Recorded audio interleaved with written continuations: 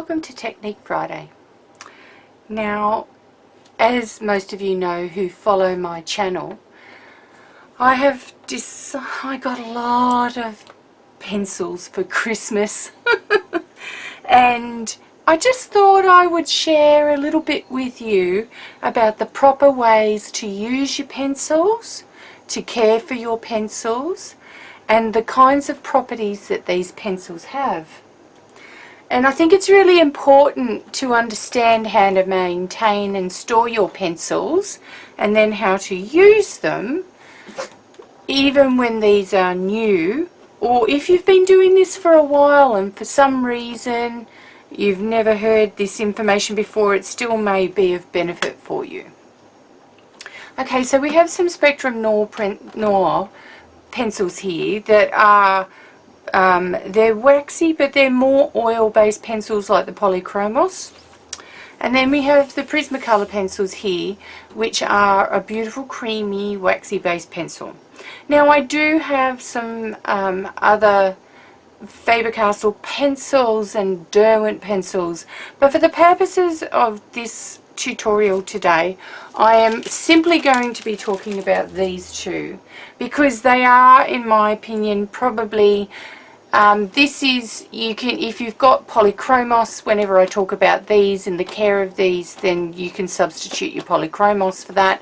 Prismacolors, I think any wax-based pencil, if you've got cheaper wax-based pencils, you will have the same kind of maintenance with them that you do with these, although these are all classed as artists' pencils, and they are expensive for that reason, and that's because they have particular cores, soft cores, and they have strong pigments, and those pigments are laid down into the paper strata very well, and that both of these are also very, very blendable. Okay, so it's important to bear that in mind when we're talking about that. Now I'm going to be using two different types of paper today. I have a mixed media 220 GSM, and it's a medium tooth. So it has a medium tooth, and what that means, just generally, let me get my pencil out.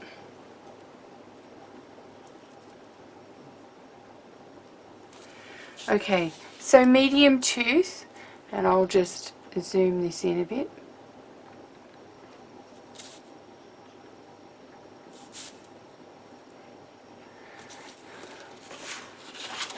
So medium tooth will have a surface that goes a little bit like this.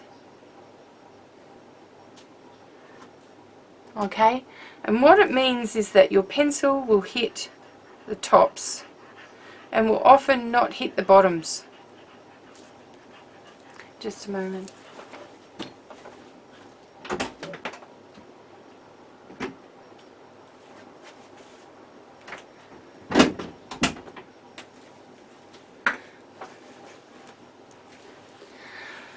And now, when you put a very, very light pressure, you will have these tips here.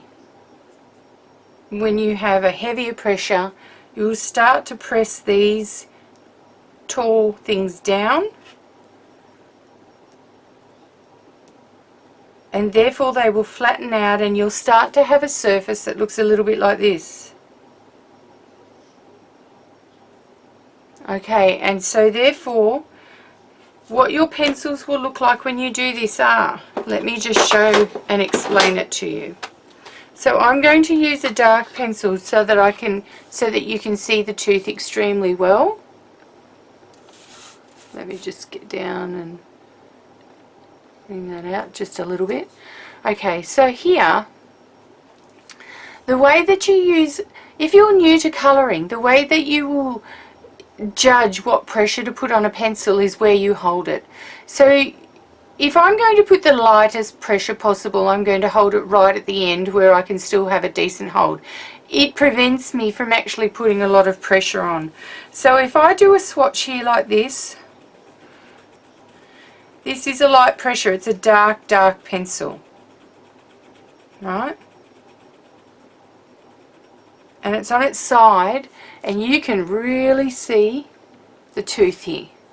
So this whole scenario where it's really only hitting the tops is really hitting here, and that's exactly what it looks like from a top aerial view. Now if I'm to give a higher pressure, then I will go down further and have a look at the difference, and you'll see the mechanics of why.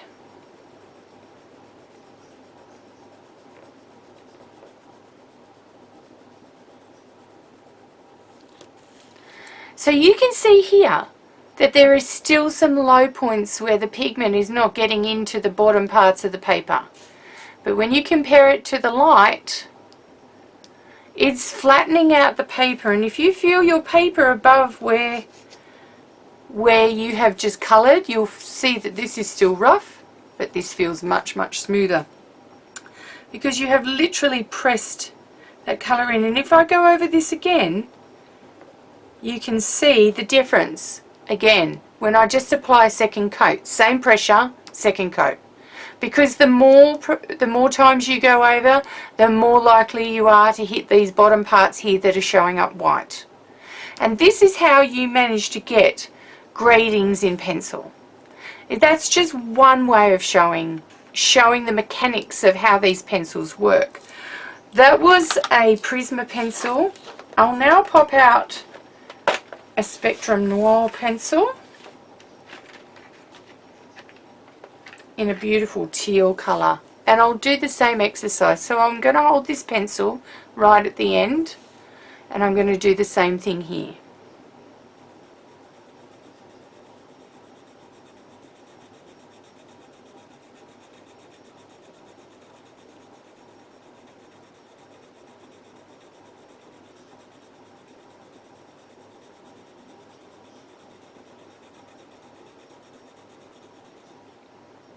So you can see that pigment is not hitting those bottoms very well at all. It's a very different kind of pigment. Let me show you now what happens when I press that pigment in.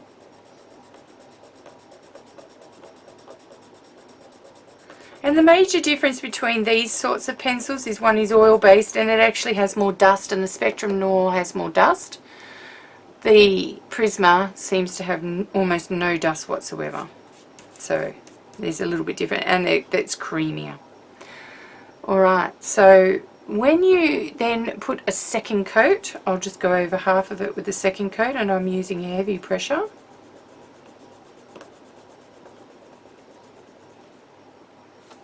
You can see, and if you were to smudge this, you can definitely smudge this out. So if you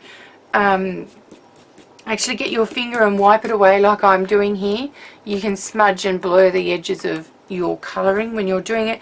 But you see that there is a different part here, and that's because more of these tops have been pressed down and the paper is almost flat. So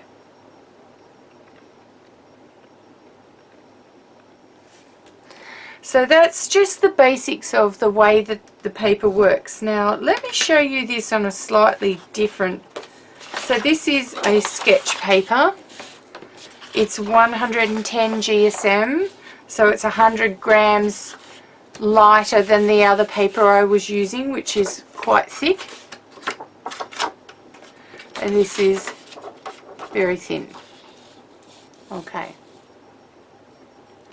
So this paper has a tooth that's nowhere near as thick as the mixed media paper is. So if I pick up another pencil, let me go purple, and this is the Prisma, and I hold it out here, bearing in mind what we've learnt before. Okay, so I hold it here, right at the end, for the least amount of pressure possible. This is when you're learning. When you're not learning and you're better, you understand this better. And you can immediately see that the tooth is much, much finer. Now, these pencils are designed for tooth. They are not designed for perfectly flat paper. So if I then take it an inch down and I just increase the pressure. And I'm going over it just with the increased pressure.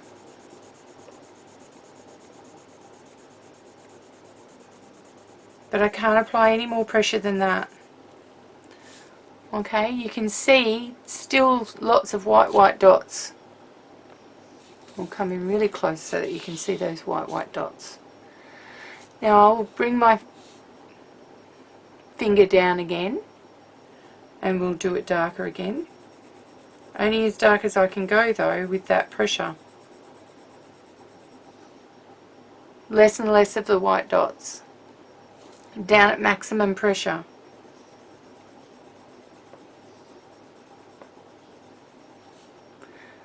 If we have a really good look, so what you can clearly see here is almost no white spots at all. I can have a look close in and tell you that I can't really see any in that middle part that I've really worked, and the paper feels very smooth. You've pressed hard on it and you've flattened out what little tooth there is, but you're looking at 4 different gradings of the same pencil, and they could look like completely different pencils in the way that they operate. And this allows you to put in a lot of different variations when you use these pencils. It is not just one press. So I highly recommend when you are holding your pencils to colour, and if you're new to applying pressure, that if you want the lightest pressure, then you hold it out as far as possible. If you want a medium pressure, a mid-level pressure, then you hold it there. When you want like a 3/4 kind of a pressure, you hold it there, and then when you want your strong pressure, you hold it there. Those positions allow you to actually decide without thinking too much about putting a lot of concentration into it to get these gradings of the colours that you see that I've put in here. Now that can become very handy. The other thing I wanted to talk about, and I'm going to bring out a couple of colours here that I just adore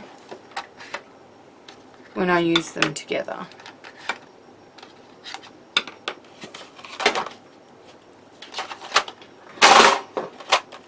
And then I'm just going to bring out a lighter colour again.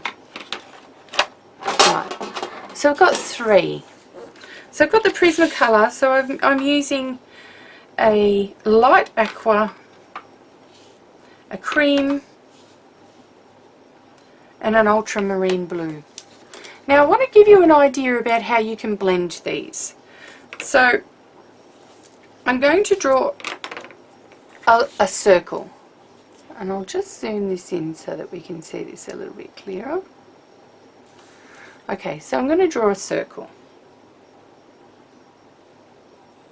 just a rough circle, and that's all I'm going to do, just that rough circle. Now what I'm going to do is shade my lightest areas first, and I'm going to use a light pressure. But these by no means will be the lightest shades that I use at all, or the only time that I will apply the pencil for this whole time. Now what I'm doing is I'm going to be colour blending these 3 colours together to create some new colours. And I'll show you how this works. So we'll start in with the light aqua. And I'm using it on a light pressure only. So now we've hit the lemon.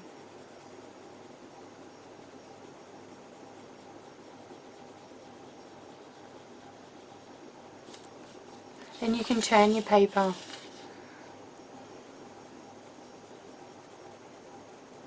Now I'm applying lighter pressure into the middle.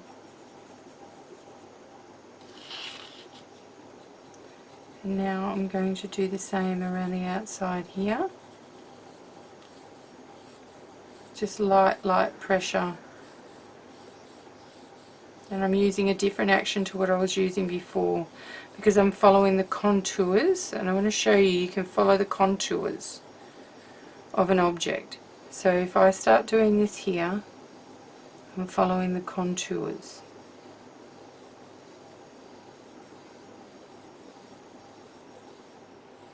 And we go back to our light, and I'm holding this right at the end.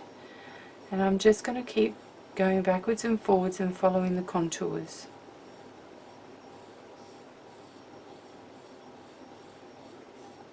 And we can go over with this same colour again and gradually deepen the pressure.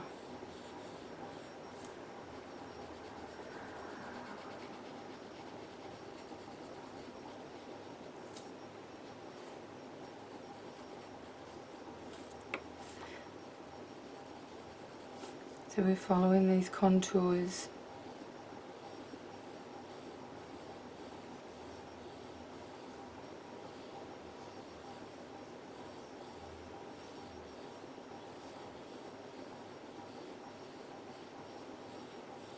And you can see that yellow is underneath, forming a different colour. Now I'm just going to lay a little bit of blue over the top, and I'm going to do this lightly. I'm going to hold it from the end of the pencil here. And I'm just going to bring this in. And you can see that the tooth that I've got here.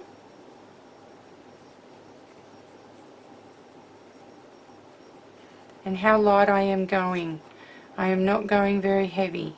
When you are blending colours together, the heaviness does not allow the blend to show properly.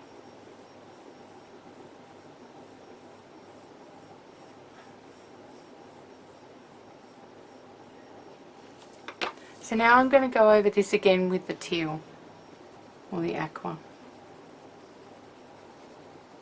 And again, I'm not applying a heavy pressure to this, but it's gradually darkening because I'm colouring more and more of the tooth and picking up more and more of that colour.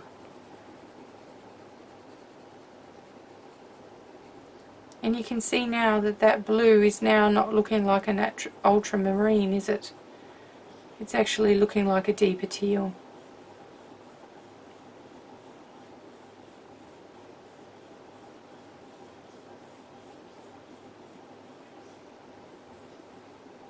And I'll just go lightly in, and we're just wanting to do an oval here.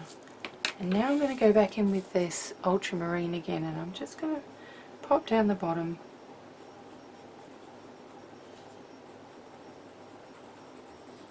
Go over this again, and you can see the balance of the blue is increasing again.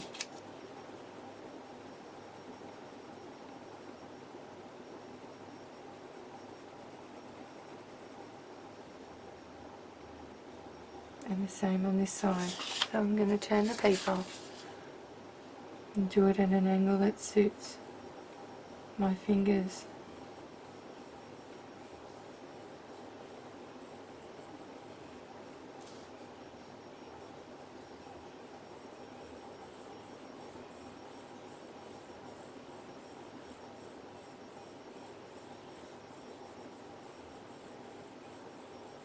Still only ever using that very light pressure. And now I'm going to use this yellow, and I'm going to go in this middle again, and I'm going to still apply the same pressure, and I'm just going to go over these areas here, again filling in the pigment, preserving that highlight, blending that edge.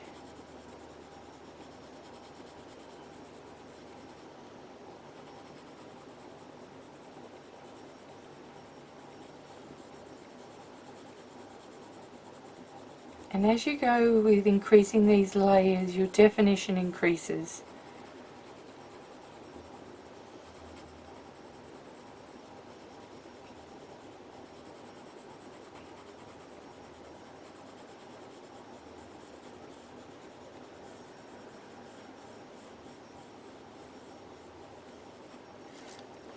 Okay, so I'm going to go over with the teal again and see how these colours blend again. And see the depth of colour that we're now getting.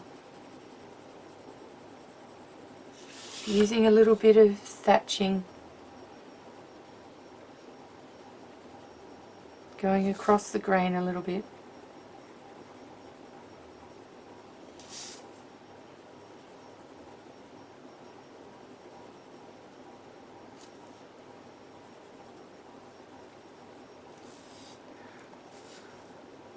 And again on this side. So using a little bit of cross thatching here, just to lay that pigment in across the grain.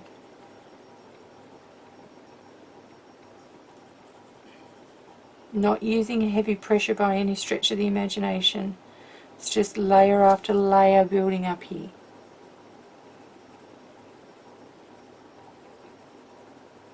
You can see the cross thatching method that I'm using.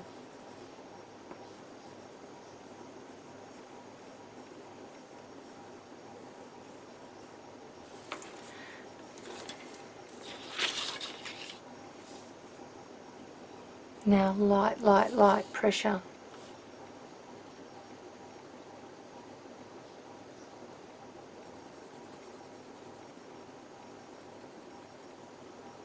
Light as we go into this middle part here.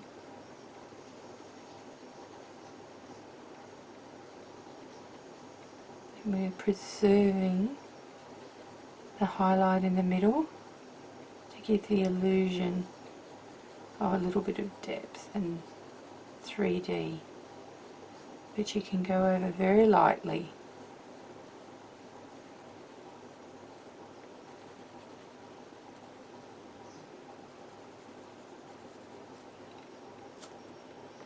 Very, very lightly with your pencil.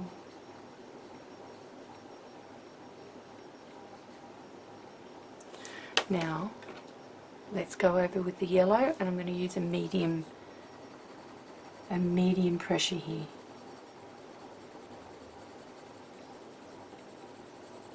And what I'm doing, and even circles to blend in this middle part so that you can't see any lines, so that those colours are blending into something completely different.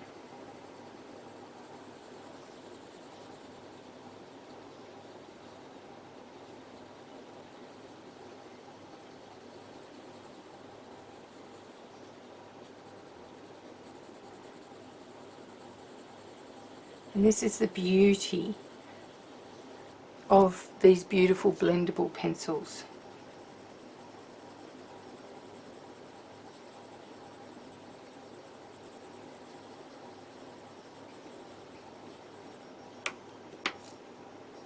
And if I want to add just that little hint of dark shadow around the absolute edge, I can do that and just bring that in just a bit.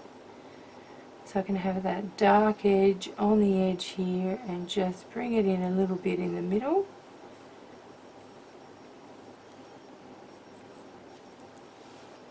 And there's our circle.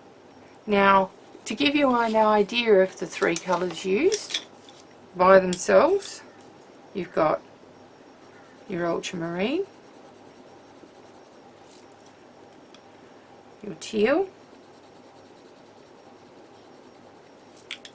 and your cream. And yet the colours in there do not necessarily look exactly like the colours in here because they've blended together. And that's the beautiful thing about blendable pencils. And I don't know about you, but you can also blend these further. So there are blending pencils. There is a blending pencil you can get in the Spectrum Noir set. It doesn't come when you just buy the pencils, but it's definitely there, and you can then blend these further with a blending pencil, which is the blending pencil is essentially everything that is in these pencils bar the pigment. So it's one of these pencils with no pigment in it. And the other way that you can blend is you can get some odorless solvent or a mineral blender, which is the Spectrum Noir sells one. I don't have one yet, but I'm going to be using an odorless solvent, and you can use that using your paper stump with a push pad. I'll be back. I'll show you what I'm getting together with mine. Okay, so I have my little jar here, and it's only a little jar, and I've got these like makeup foamy spongy things in it. Now what I'm going to do is pop in, I ideally would have loved to have had a jar that's actually smaller than this, not as deep, only this tall. And if you can find a container like that, do that. Now when you're using mineral spirits and solvents, I don't recommend that you use anything but the highest grade plastic. Don't use cheap plastics. You will find that it will eat away your plastic. That's why I'm using glass. And I just found this really cute little jar at some homeware shop, and I kind of thought to myself, Now the idea is that you will put the spirits in here, and then you will pop your blending pencil into it. That's why it doesn't need to be deeper. And then the solution will go onto the blending pencil, but not completely soak it. And then you can sit down and blend these together even further. So in a future Technique Friday, once I get all of my supplies together, I will show you techniques for doing these, but also using your beautiful blendable pencils with your alcohol markers. And they give a very vibrant effect, that's for sure. Now, another couple of things that I want to talk about for pencil maintenance. So the way to keep your pencils, the reason that they come in tins is they should be stored flat. Now the reason they should be stored flat is that there is a very, very soft core in these pencils, and what can happen is you can drop one even from, say, this height, which is the height of a pencil, this height onto a board, and it can smash the cores on the inside. The other way that you can damage the cores on the inside is if you don't sharpen them properly. Now, the way that we were taught to sharpen our pencils when we were younger is to simply put our pencil in and spin the pencil. But with these particular pencils, if you stress the wood in them, then you will find, let me just get that lemon pencil out. If you stress the wood in them, you can find that the lead can keep breaking as you're sharpening them. Now, I don't know about you, but I find this particular problem particularly with my Stabilos. Now, my Stabilos are a very, very ultra soft waxy pencil. Now, I didn't realise that, I thought that it got damaged in transit, but one thing that I've since realised is the right way to actually do a pencil, and I have two different nibs. This is the Prismacolor one, and it's a very good little sharpener, but it does the short nib and the long nib. I've got a long thing there, and I'm going to hold this up so that you can see what I'm doing. Instead of me spinning the pencil, I'm spinning the sharpener. This does not put any stress on the wood, and it sharpens my pencil beautifully. That's now got a beautiful point to it, and this was the pencil that was breaking constantly. It's not broken. Now, that was an illuminating moment for me. This is a short pencil, so I'll bring the Prismacolor up so that you can see the print there so that it doesn't move. And what you do is you rotate your sharpener around, and you just gradually keep going until you see that the point is what you want. Now, let me tell you, this takes me a little bit longer to do, and I tend to get a finer point. My wood is not all, you know how when you get your wood on your pencils that it can be really rough because you've, let me see how let me zoom in here for a moment. This particular Stabilo pencil, I quickly sharpened it in an inferior sharpener, and I can tell you that I've stressed all the wood around the edge. If I was to put it in here, hold it up and just start sharpening it, at the moment it's just sharpening because it's a different size sharpener. It's just sharpening, and it's gradually shearing away that shattered wood.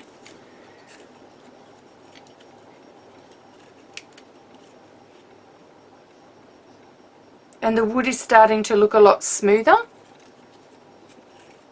This is a slower process. The wood now is looking a hell of a lot smoother.